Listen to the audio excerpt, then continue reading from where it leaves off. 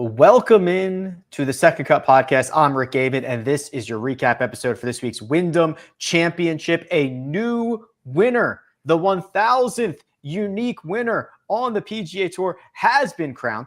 Joining me to break it all down, Greg DuCharme is here. Gregors, good evening. What's going on, Rick? Good evening to you too. What a week, what a day we had today at the Wyndham. You know, it's a really cool event because we had a runaway victory, but there were so many little tournaments within this tournament. With the FedEx Cup playoffs looming next week, you know, we only had one guy move from out to in, one guy from in to out, just one. But it was really close. There were 4 or 5 guys that had a real chance, and a lot of opportunities were missed. Some were taken advantage of. It was pretty cool stories to follow today. Which, hat tip to you, because on Tuesday you said, Rick, you know, the average is usually about 4 guys that go from the outside of the top, or I shouldn't say top 70, outside of the playoffs at the Wyndham Championship to inside. And you said, I think it's going to be a lot fewer this year because of the total point system. And you, sir, were correct. Chris Kirk in, Ben on out. That is it. That's it. That's it. It's pretty wild. Chris Kirk finishes tied 5th. I believe he earned 100 FedEx Cup points for that, or somewhere in that neighborhood. And that was able to move him in. So not a whole lot of movement, but like I said, a lot of potential movement. And you see guys like Mark Hubbard who are in, and then somebody passes them. And, you know, the difference between solo second and tied third is like 9 spots. So it's really tight. You know, it's close. These things matter, but when it's 70 spots in the playoffs instead of 125, I think I heard that average was 2.1 since they went to 70. So, you know, cut it nearly in half. It's very competitive, highly competitive point structure.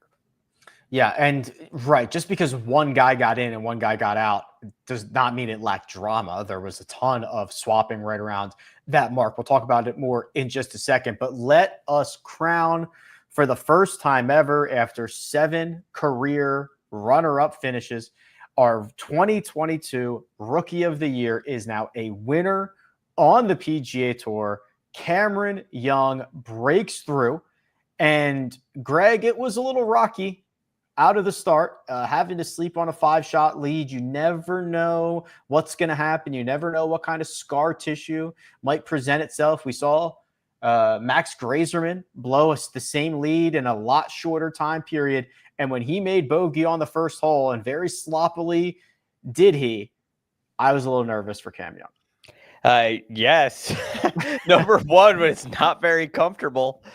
You know, I was looking at it throughout the week, and Friday, you know, the second round wasn't over when we did our recap show, but looking at it after round 1, looking at it at the halfway point, all the metrics that we typically look at to see who's going to win were all pointed to Cam Young. You know, that's as a predictor of tournaments, you know, when you're trying to make these predictions, that's not a very comfortable spot to be in, right? Because he hasn't done it before, and yet everything's saying that this is the guy. This is Cam Young's playing the best out of anybody, and it's a model that's very, you know, it has some staying power. It's not fluky. So I thought that was pretty cool, but it's Cam Young. And then you get a bogey at the first hole, and it's like, okay, that lead goes down to 4 pretty quickly, and it's only on number 1. So Max Grazerman was in my mind too, and then he ends the tournament by number 6. Yeah, not just a simple bounce back, but a bounce back of epic proportions. He rattles off, in my LeBron James voice, not 1, not 2, not 3, not 4, but 5 birdies in a row. He goes out in 31. He didn't make another birdie after that, Greg. In fact, he played his final 12 holes at 2 over but it was still a runaway. The deed had been done.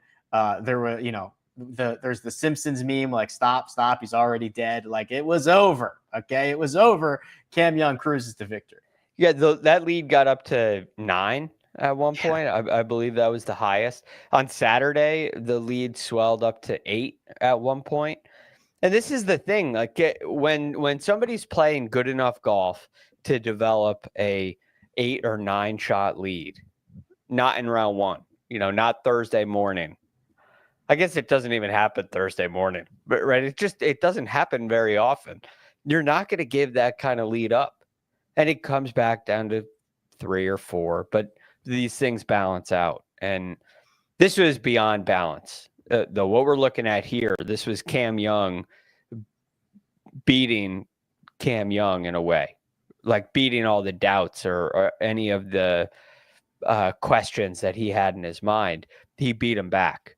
And I'm sure they were there after number 1. Is this really going to go this way? And he said, no, it's not. And I'm going to prove it to you right now. Right now, he got some putts to fall like he had all week. He had some great iron shots in there in those first 6 holes to knock it close and really give himself the opportunity to hit driver if he wanted to or not, hit it at the flag or not. A lot of his approach shots to back flags came up well short. It's a big advantage when you're in a place like that. It doesn't matter you have a wedge in your hand. You don't have to risk going over that green. Hit it on there to 35 feet and 2-putt, and another hole is checked off. So it was a really impressive run, and it gave him complete. Not only are you a third of the way through the round now, but you're in complete control, and you can play the remaining 2/3 however you want.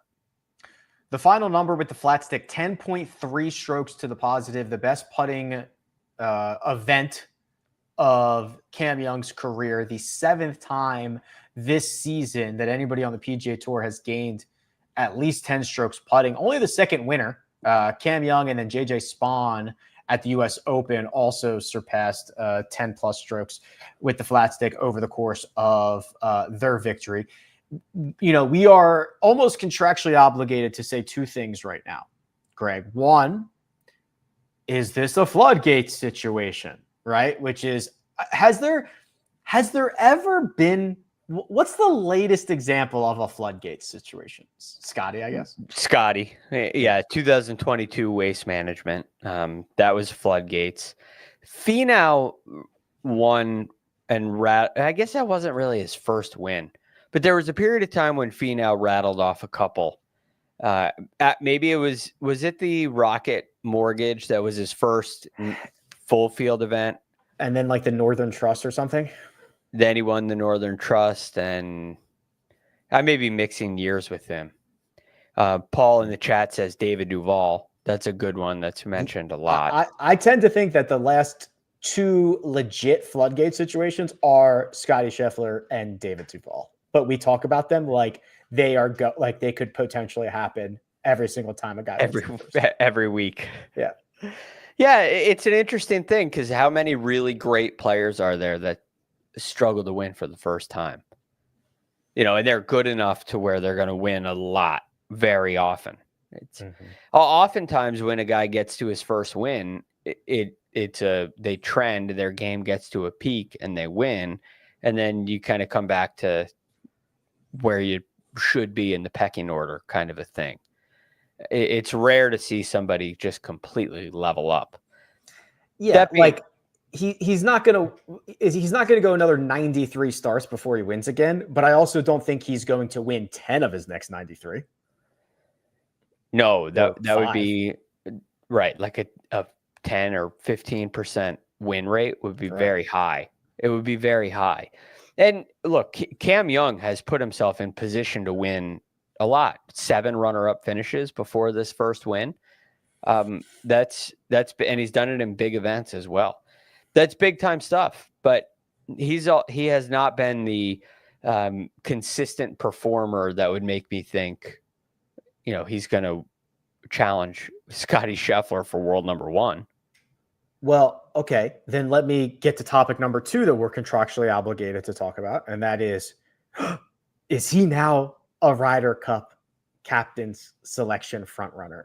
And this would be the opposite, Greg, right? The consistency, throw it out the window. 3 days of match play. Sometimes you don't even hit all the shots. That is a sprint of all sprints. Has Cameron Young legitimately entered the Ryder Cup conversation? I believe he has. He absolutely needs to be considered. He's going to move up ahead of Sam Burns, right behind Patrick Cantlay. Okay. So he should get up to like 5,800 points. And I don't think many of these guys he played otherwise. So he should be in the 15th spot. So that's ahead of Chris Gotterup. And look at his record. I mean, he's got, while there is some inconsistency, he came and tied 4th at the U.S. Open this year.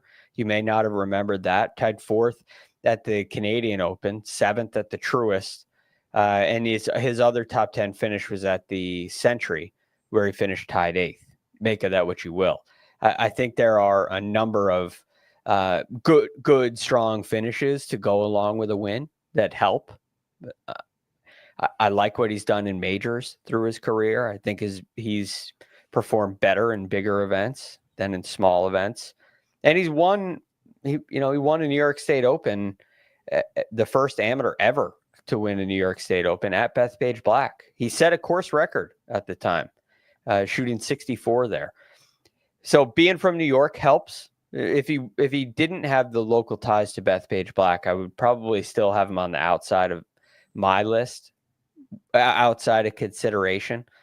But right now, I think he has just as good a shot as anybody else over these next 2 events to go and earn a spot on the team. Like he's right there.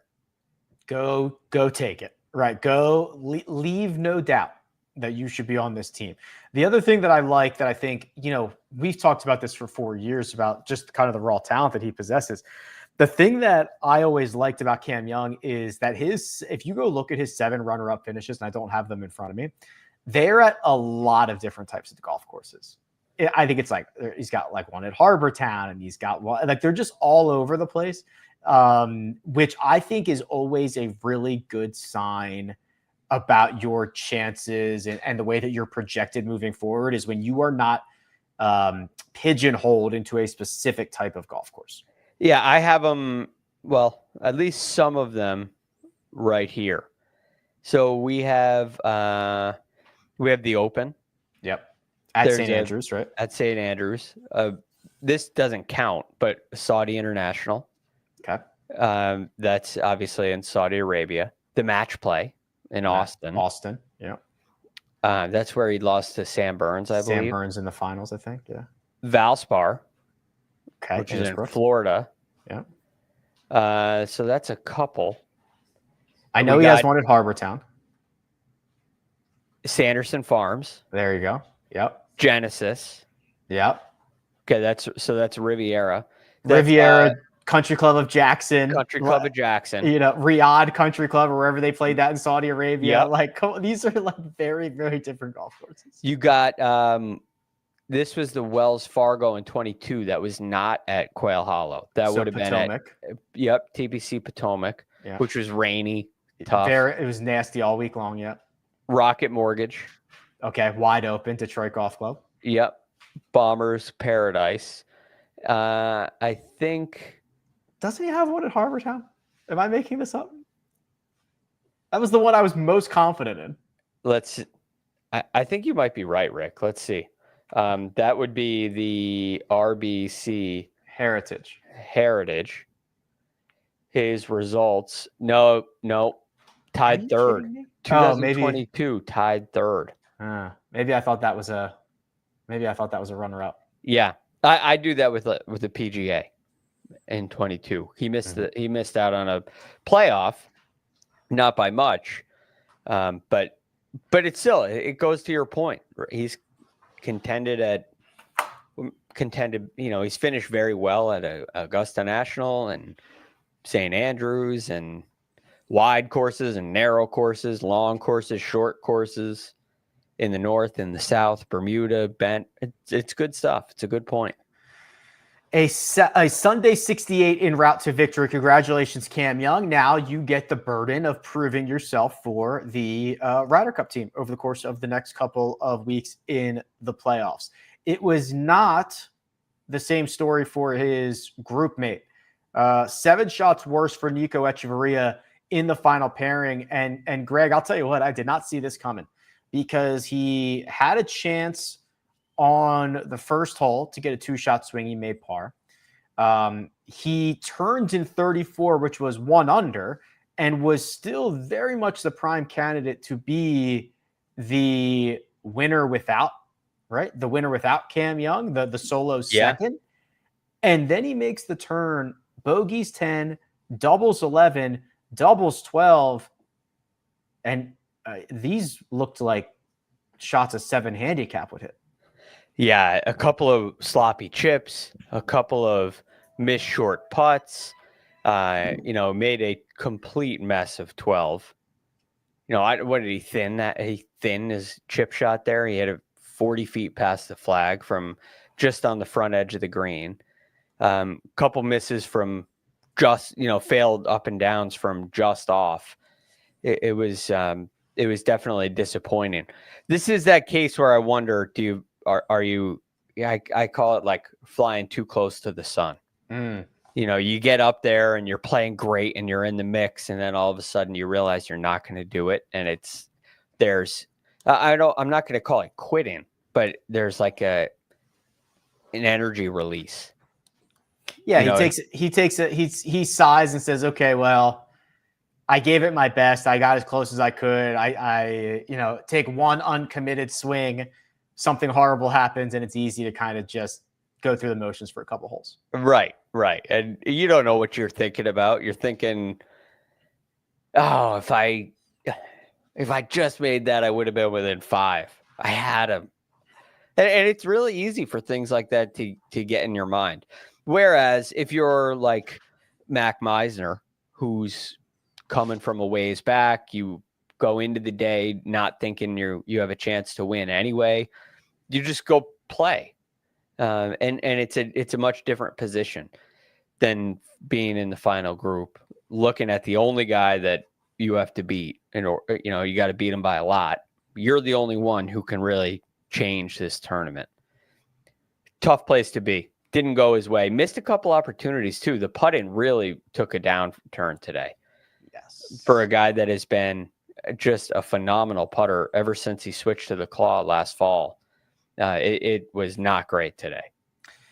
He'll be in the playoffs. Started the week 65th, finished 62nd. So despite I think it was the T19, he got 44 points for that and ended up moving a couple of slots. Mina, let's look at the leaderboard here and just kind of zoom out a little bit, because it was mostly just a coronation here, a 6-shot victory for Cam Young, who beats Mac Meisner by 6. He beats Mark Hubbard and Alex Noren by 7. We've got our annual, or almost weekly at this point, amateur who puts himself on the first page of the leaderboard, and Jackson Coyvin. His top 10 is going to get him into Napa later this year. So this board, Greg, does anything stand out to you about the rest of this after we spent, all the oxygen on Cam Young at the top? Well, a big move for Chris Kirk to go and get into the playoffs. Mm-hmm. I thought that was a huge move. What really stood out to me was the Mark Hubbard situation, right? Because Mark Hubbard goes out and shoots 63, and he's playing early because he shot 73 on Saturday, and he's solidly in, and he falls so far in the standings because Mac Meisner passes him by 1.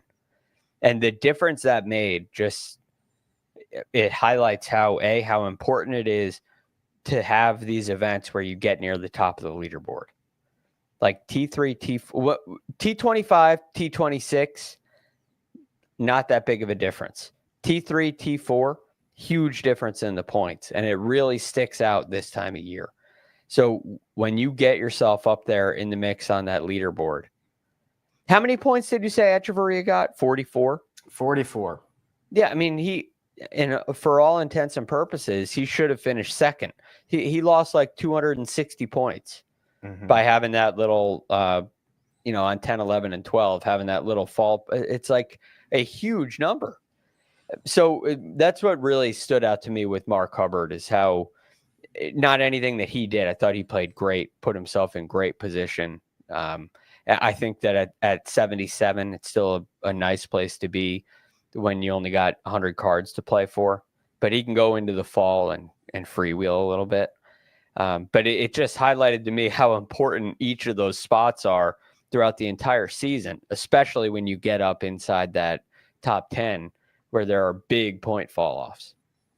A valiant title defense for Aaron Rai. He finishes inside the top 10. It ends up being T5 for him. He will be in the playoffs next week. I want to turn to that conversation, right? I want to turn to the playoff conversation. We've got the field set, but there's still a lot to play for over the course of the next couple of weeks. Before we do that, we've got to look at this grid. And let me just tell you, it was a clean sweep.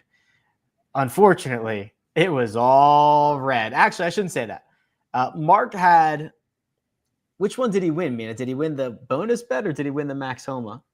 Bonus bet. Okay, so Mark won the bonus. Webb Simpson top 40. That is the only green check mark, Greg. We got whooped. Whew. That is bad. Really bad. I thought Max Homa was going to put on a better showing. Grillo, I can't believe Grillo didn't hit your top 30. Trust me. Oh. He finished the weekend 70-70, which is just not good enough. He finished T44. Rick, doesn't this remind you of when we played video poker today? Yeah, we got smoked playing video poker today too. It looked a lot like this grid. So yikes. Yeah. That's okay. Good things idea. coming. Yeah. Cam Young has been a popular guy in the outrights throughout our time together, Rick. And he's one of those guys in golf betting Twitter that is talked about a lot. We didn't have him this week. Yeah, I think if you bet Cam Young this week, you might be finally even on Cam Young. Do you know what he went off at? I actually think he was pretty long, but the first number that popped into my head was 70, which kind of feels pretty long, but I would have to, I'd have to go look that up. But in that neighborhood, he doesn't fit the mold of recent winners here at all. But he played like one of them. He was very good, very accurate off the tee this week, which is obviously a requirement. But it's really cool that he's able to adapt to these different kind of golf courses. Yeah, 50 or 60 to 1, kind of depending. It looks like we'll call it 60 at the first place that I looked. All right, let's talk playoffs here. Playoffs, because they are set. Chris Kirk in, Benny on out. 70 golfers headed to Memphis, except not. One golfer deciding not to tee it up, his name, Rory McIlroy. For some reason, I think it's becoming like a topic of conversation. So what are your thoughts on Rory McIlroy skipping the FedEx St. Jude? Well, when they changed the Tour Championship format, I loved it. I love the concept, but this is a unintended consequence where your position no longer matters. I think that's fine, but this is ultimately what happened here. Rory is not going to fall outside the top 30. He does not have to play in either of the playoff events to win the Tour Championship. Scotty doesn't either. Now, you'd like him to just play, but that's really all you have on the players is like, you should play. It's like, would be nice if you would play. But in order for the Tour Championship to be the best it can be, we can't put anything in to the format or the rules to make you play. Unless there's some kind of clause, you could literally just slap it on there. The top 30 get into the playoffs and you have to play all the playoff events. Yeah. The top 30 who played all the playoff events are eligible. Yeah, that just seems kind of arbitrary. Yeah, exactly. The Rory rule. Like you're just slapping a Band-Aid on something. Mm-hmm. So it doesn't feel right to me. I don't think it's that big of a deal. Here's the thing. The truth of the matter is, if you're the PGA Tour, if you're FedEx, if you're the fans, it stinks. It stinks. You want your best players to play in the playoffs. However, if you are Rory McIlroy and you want to win the Tour Championship, and we should want the best players to want to win the biggest events, he should do anything in the entire world he thinks gives him a better chance to win the Tour Championship. And if he thinks taking a week off in Memphis gives him a better chance of winning the Tour Championship, then Godspeed, brother. Go do it. And I put this squarely on the PGA Tour. When they changed this rule in the middle of the season, mind you, Greg, in the middle of the season, they changed a rule for the playoffs. We sat here and said this was going to happen. This took 1 ounce of brain power to realize that the top players did not have to play the 2 playoff events leading into the Tour Championship. You can't have it both ways. You can't say we're removing your advantage for playing and playing well, but you can't skip any events. You can't have it both ways. So Rory is right. It's disappointing for the other guys, for all the other shareholders, but come on. This is a PGA Tour formatting problem. Yes, but I would rather, like you say, you can't have it both ways. I'd rather have it this way, quite frankly. I want the championship to be real and important. Mm-hmm. And some guys are going to want to play 3 weeks in a row. Some guys aren't. There are probably, how many guys do you think could skip a playoff event and still get into the Tour Championship? I think a lot. But how many do you think would, like, where you're really safe? Is Sepp Straka? Yeah. So Sepp's safe. If Ben Griffin didn't play again, you think his 2,274 FedEx Cup points is top 30? I do. Yeah, I probably do too. You're probably right. Keegan McNeely probably has to play. What number is he in? He's 11th. Yeah, I would feel like if I had to make the decision myself and I was 11th or 12th, I wouldn't feel all that comfortable just because you might get unlucky, but they're also probably safe. I think top 10 could conceivably just be an East Lake. The other aspect of this is how many guys on your tour are going to skip an event with a $20 million purse? Yes. I agree. But the guys that you care about, the guys that you most care about, don't care about that. Guys. Yes. Yeah. Like guy 29. Okay. No, I love Andrew Novak. He's the greatest. Andrew Novak is not skipping a $20 million event. Rory McIlroy would not even notice if he won the $20 million event. So like the guys that you most like, money is not an incentive for those guys. No. But it's funny, like at least to a point, because it kind of is in the Tour Championship form. Well, if it was like $100 million or something, like yeah. It's a funny thing, and ultimately you want these guys to play, but this is the problem with golf playoffs. 30 guys ultimately get to the Tour Championship. You have to do it based on points.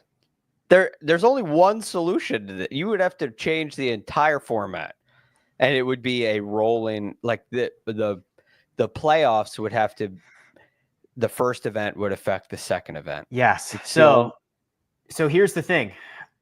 They went half in on this. So basically at the Tour Championship, they wiped everything and said, we're starting from scratch, right? Just do that now. So if you get into the playoffs, say we're starting from scratch, you have 0 FedEx Cup points, top 50 are going to move on. If Rory McIlroy and Scottie Scheffler do not finish inside the top 50 after 4 rounds of golf, they should go home from the playoffs. They should not be around anyway. And you're only cutting 20 golfers. Then you do it again the next week. Okay. Now 50 go to 30. And if you just clear it at the beginning of the playoffs, now they have to play every single event. Right. And you're not just slapping something on there like an asterisk. You have to play unless you were hurt. You know, if you have a doctor's note, you could still play the Tour Right. Championship. If you have a doctor's note. Yeah. We don't want to do that. That's like kind of chintzy. And we're moving away from that. Right. Yeah. We're moving into real professional championship kind of stuff with the move that they made in this Tour Championship format. This is the one problem that kind of slips through the cracks in that. And that is a solution. Top 50 at Memphis. Right? 1 through 50 on the leaderboard move on. Imagine the playoff. Imagine a 4 for 2 playoff. To move on the 50th spot. Yeah. These guys are done. They're done at noon. They're done at noon on Sunday. Yeah. And they wait around for a playoff. It would be sick.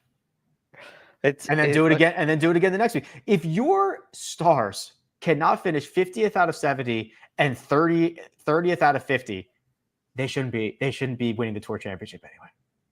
Yeah, it's kind of it's one thing that golf playoffs have not had is like, how many times does it happen in the NHL where the team that wins the President's Cup, you know, the best regular season team, loses in the first round or the second round, you know, or before the Stanley Cup Finals? There's no guarantee. It happens in football every year. Imagine okay, you know all the questions like Peyton Manning had to answer about his first round exits? Imagine if you asked Rory McIlroy, hey, Rory, you had 3 first-round exits in the last 4 playoffs. Could you imagine the absolute discourse that would come from those conversations? Yeah, it would make it feel more like playoffs. Yeah, because there would be guys you care about potentially eliminated. Right, which is a good thing.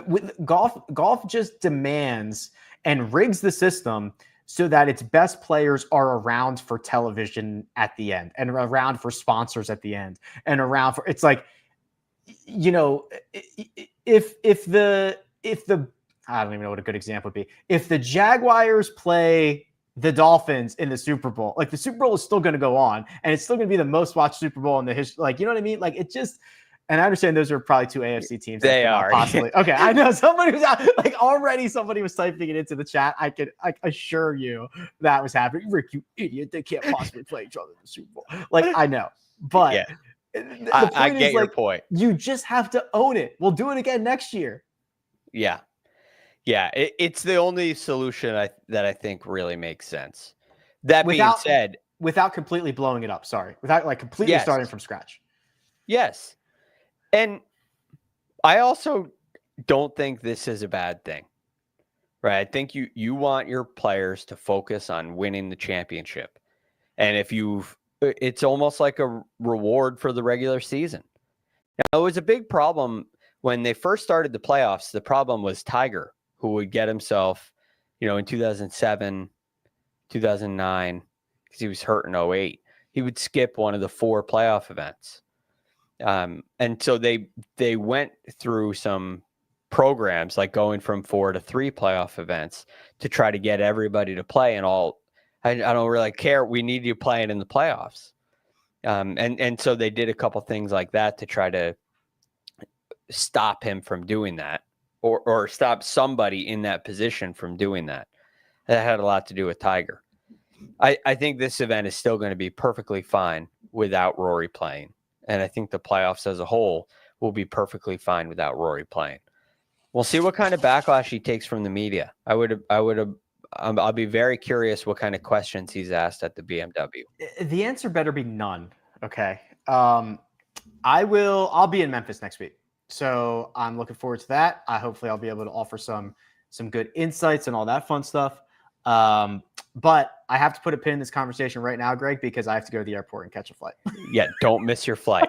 All right, brother. It was great talking to you. We'll be back on Tuesday, probably the same time. I'll talk to you about that. But Tuesday for FedEx St. Jude, we'll rock and roll. Playoffs are here. I'm looking forward to it. You're the man, buddy. Awesome, Rick. Have a great flight and have a safe trip to home and to Memphis. Yes, we're going to be traveling. I hope you got some good books to read. I got my travel pants. I'm ready to rock and roll. All right, Greg DuCharme, producer Mina. I'm Rick Gehman. This is The Second Cut. Thank you all. We'll see you next time.